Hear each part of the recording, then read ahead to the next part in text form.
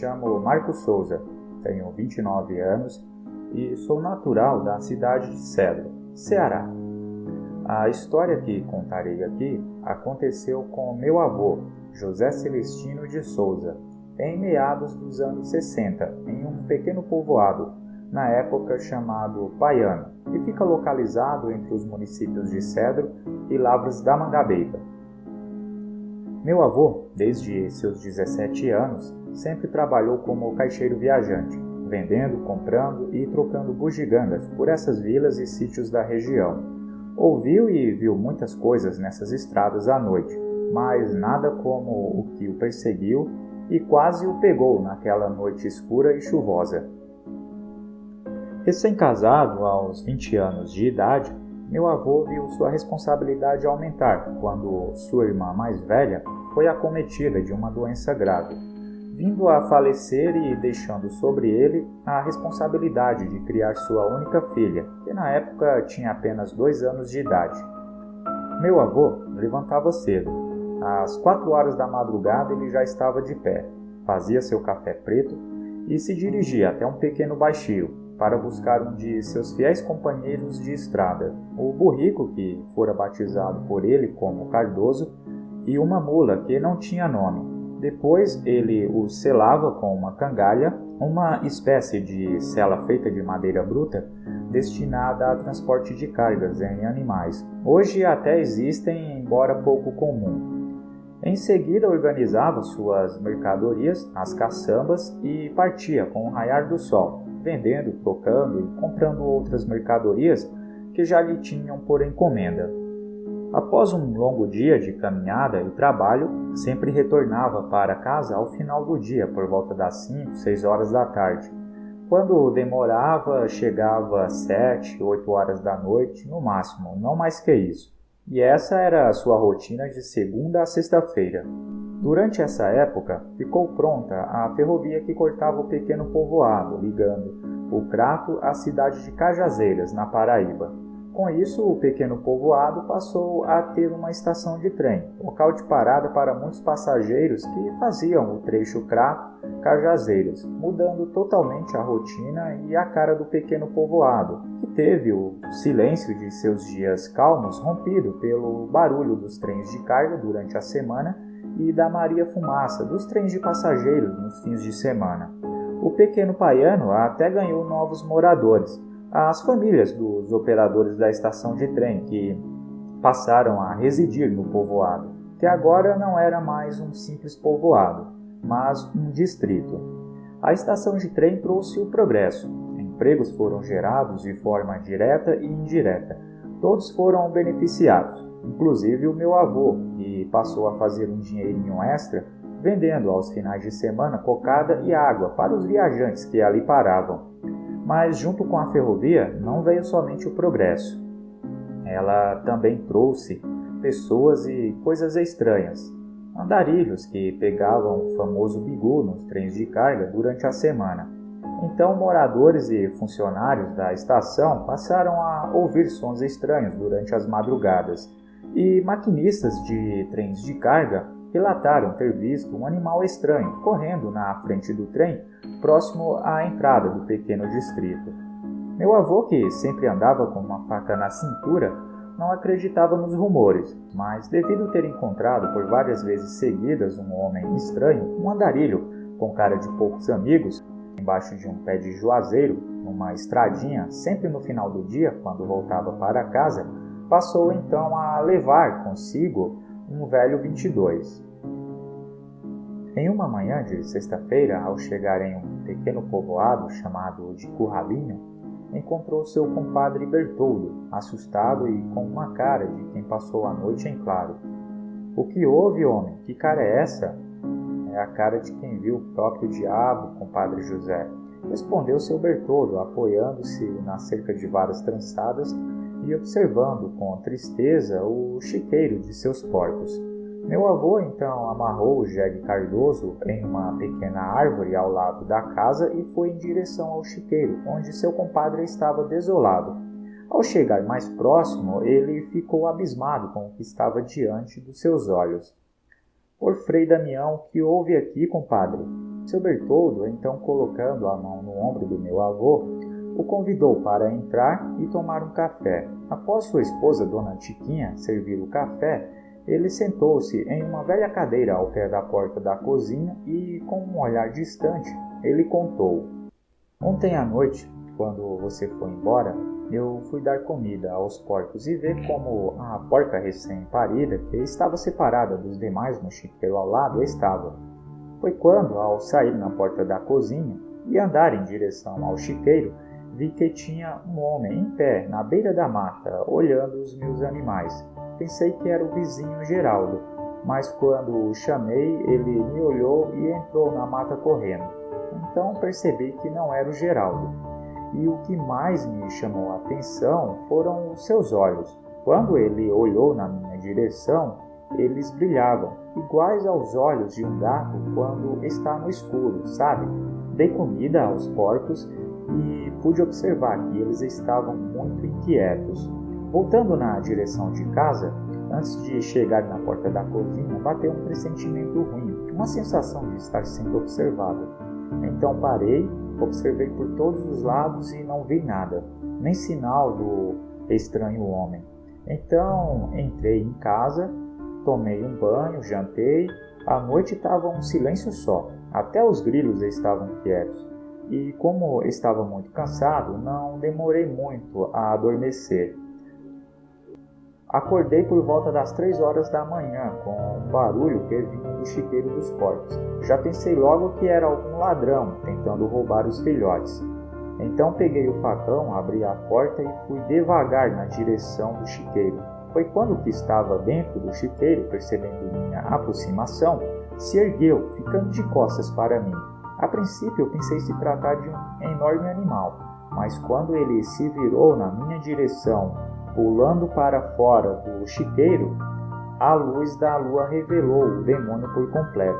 Então tive a certeza de que não era um animal, e sim o próprio diabo.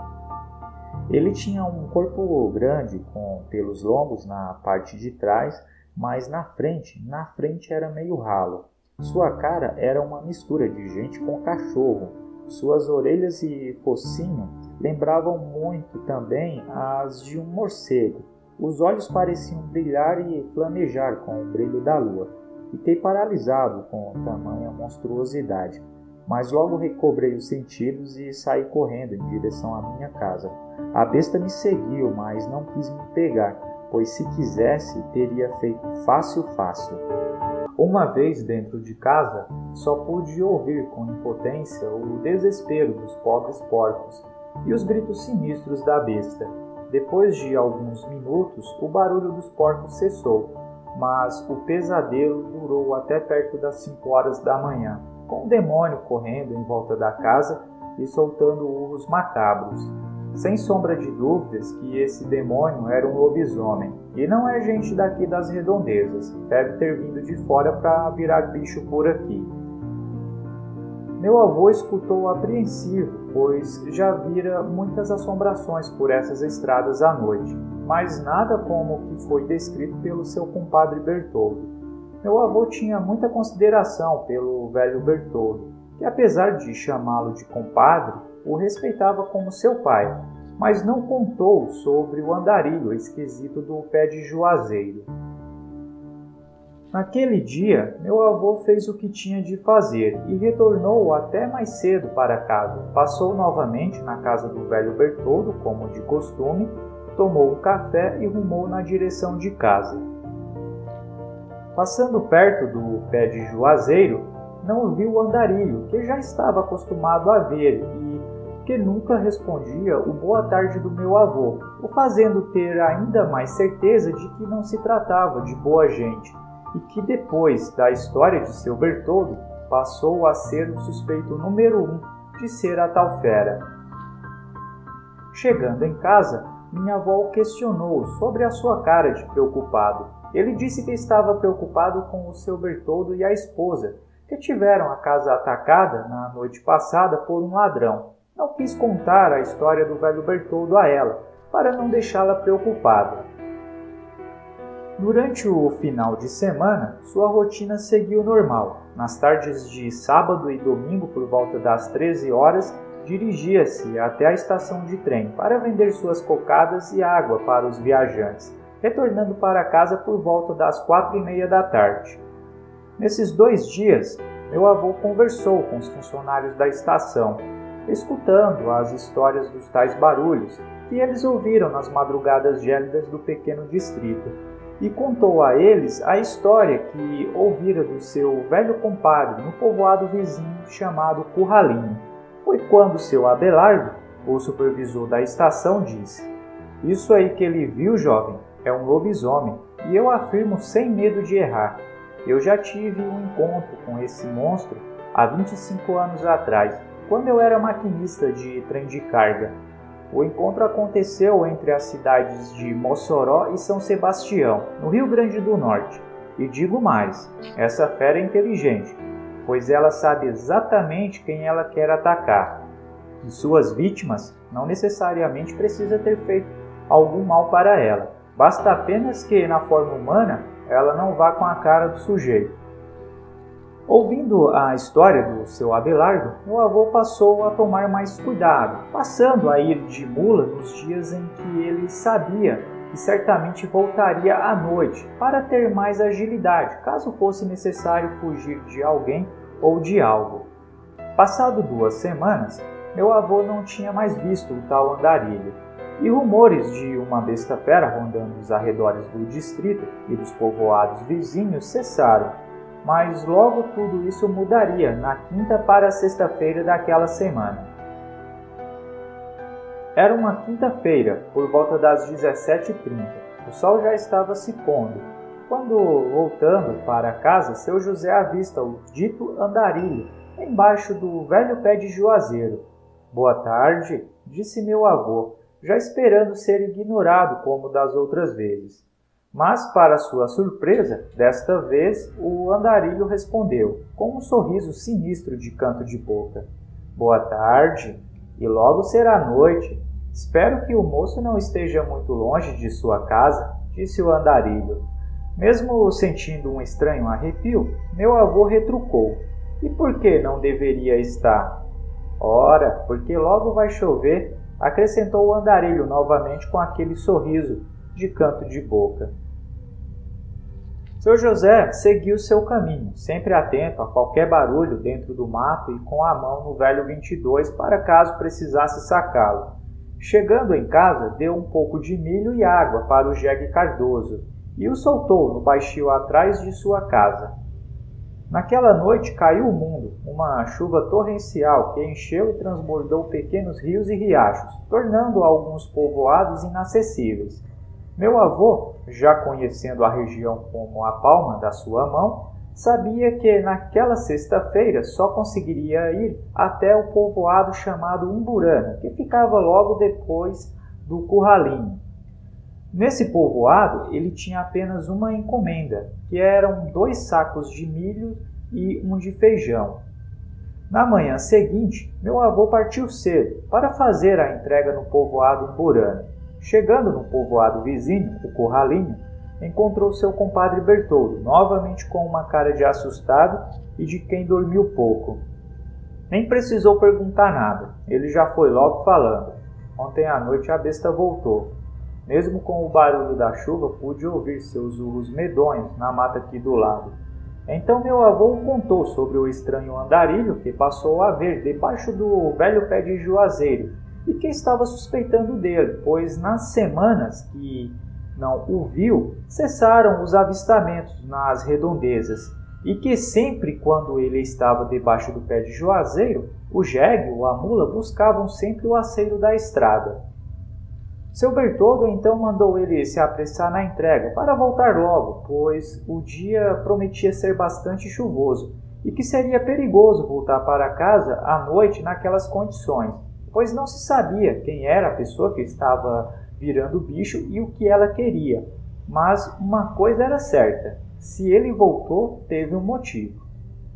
Meu avô seguiu o conselho de seu velho compadre, fez a entrega e aceitou o convite do dono da casa para almoçar ali com eles, Deveria não ter aceitado, pois logo após o almoço o tempo fechou e começou a chover forte. As horas passavam e nem sinal da chuva diminuía, dando uma trégua somente às 6 horas da tarde. Meu avô sabia que, devido às condições da estrada, chegaria em casa bem mais tarde do que de costume. Pensou em não passar na casa de seu Bertoldo, pois já eram mais de 7 horas da noite, e sabia que ouviria do velho poucas e boas, mas não teve jeito. Se aproximando da casa, já ouviu na janela, e já foi logo saindo e dando uma baita bronca no meu avô. Seu Bertoldo então disse: "O correto seria você dormir aqui essa noite, rapaz. Mas você não pode deixar sua mulher com uma criança pequena sozinhos em casa. Então faça o seguinte, tire essa cangalha e ponha a minha cela, pois dará mais agilidade a você e ao animal." Meu avô não questionou e fez o que seu compadre mandou. Depois seguiu o caminho de casa. A chuva já tinha parado, era noite de lua cheia, e de vez em quando ela aparecia, dando um aspecto azulado nas nuvens e tornando o escuro da mata ao redor ainda mais sinistro. Se aproximando do velho juazeiro, meu avô sentiu um calafrio e a mula começou a ficar inquieta. Ela parecia ver algo debaixo do juazeiro que meu avô ainda não tinha visto. Ele então sacou seu 22 e, depois de muito esforço, conseguiu fazer com que a mula passasse beirando o outro lado da estrada. Após passar, meu avô parou e olhou com atenção e viu que atrás do juazeiro tinha uma criatura estranha se esgueirando. Então ele teve a péssima ideia de atirar na direção da criatura, que soltou um rosnado e um urro medonho e partiu para cima dele, que ainda conseguiu dar mais 5 tiros e quase caiu quando a mula tentou sair em disparada naquela estrada lamacenta. O alvo do bicho era meu avô, mas suas garras acertaram a traseira da mula, que saiu com o meu avô estrada fora. O bicho até tentou segui-lo, mas logo desistiu, entrando na mata soltando gritos pavorosos. Chegando em casa, ele pôde ver e cuidar dos terríveis ferimentos na traseira do pobre animal, e não contou nada à minha avó sobre o acontecido. No dia seguinte, o povoado foi tomado por um alvoroço, pois próximo da linha do trem, na saída do distrito, foi encontrado um homem morto com 3 tiros, 2 na região do peito e abdômen e 1 tiro no olho. Meu avô se juntou à multidão de curiosos e pôde ver o corpo antes da chegada da polícia. O homem que estava ali era o dito andarilho misterioso. Meu avô não tem certeza se o andarilho era mesmo o lobisomem que o atacou na noite passada, pois não tem certeza se acertou ou não a besta. Mas tudo indica que sim, já que ele disse que aquela noite foi a primeira e a última vez que ele teve um encontro com o lobisomem.